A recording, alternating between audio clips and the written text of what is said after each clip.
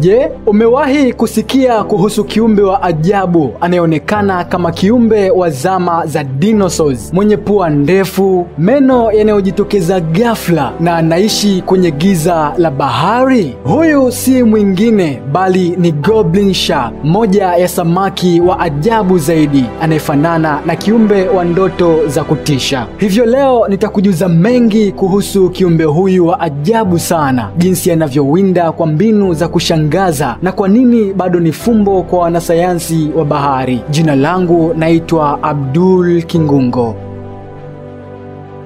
Goblin Shark ni mojawapo ya samaki wa ajabu zaidi wanaoishi katika kina kirefu cha bahari. Anajulikana kwa kuwa na pua ndefu inayosaidia kuhisi mawimbi ya umeme kutoka kwa mawindo yake. Pia ana meno makali kama sindano yanayoweza kujitokeza ghafla wakati wa uwindaji. Lakini ana mwili wa rangi ya waridi kwa sababu ya mishipa ya damu inayoonekana chini ya ngozi yake nyembamba. Huyu ni samaki wa kale sana anayekadiriwa kuwa na historia ya zaidi ya miaka milioni 125, jambo linalomfanya kuwa miongoni mwa viumbe wa kale zaidi wa bahari. Goblin Shark haonekani mara kwa mara kwa sababu anaishi katika kina cha mita 200 mpaka mita 1300, sawa na futi 660 hadi futi 1400 chini ya uso wa bahari, ambako huko ni giza totoro. Amewahi kupatikana kwenye maeneo kama bahari ya Japan, guba ya Mexico na pwani za Australia. Kwa sababu anaishi sehemu ambazo binadamu hawafiki mara kwa mara, basi ni watu wachache waliowahi kumuona akiwa hai.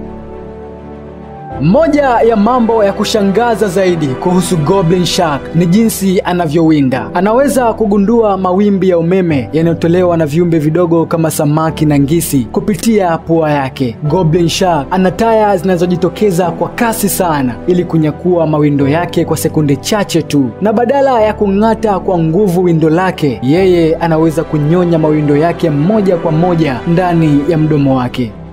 Mbinu hii ya kushambulia ni ya kipekee na imefanya wanasayansi wa bahari kumuita shark ya ajabu zaidi, yenye taya zinazotoka kama spring. Ingawa ana muonekano wa kutisha zaidi na anaweza kuonekana kama kiumbe wa sinema za kutisha, lakini Goblin Shark si hatari kwa binadamu. Hana tabia ya kushambulia watu, anaishi mbali sana katika kina kirefu cha bahari, lakini hupendelea mawindo madogo kama vile kamba pamoja na ngisi. Kwa hivyo, ingawa anaonekana kama kiumbe wa sayari nyingine, lakini hana haja ya kutuogopesha. Goblin Shark bado ni kiumbe wa fumbo kubwa kwa sababu huishi mahali ambapo ni vigumu kwa binadamu kufika. Wanasayansi hawajui hasa idadi yao, kwani wamekuwa wakionekana mara chache sana. Lakini wale waliowahi kupatikana walikuwa wamekufa au walinaswa kwa bahati mbaya na wavuvi. Na hii inamaanisha kuwa Goblin Shark bado anabaki kuwa ni mojawapo ya viumbe wa ajabu zaidi wa bahari, mwenye historia ya miaka milioni 125, lakini anayefichwa na giza la bahari. Je, umewahi kusikia kuhusu Goblin Shark kabla? Na unadhani anaweza kuwa ni miongoni mwa viumbe wa bahari waliotisha zaidi? Hebu niachie maoni yako katika comment section. Jina langu naitwa Abdul Kingungo. Unaweza kunifollow kwenye ukurasa wangu wa Instagram kwa jina hilo hilo la Abdul Kingungo. Asante kwa kunisikiliza na tukutane katika makala zinazofuata.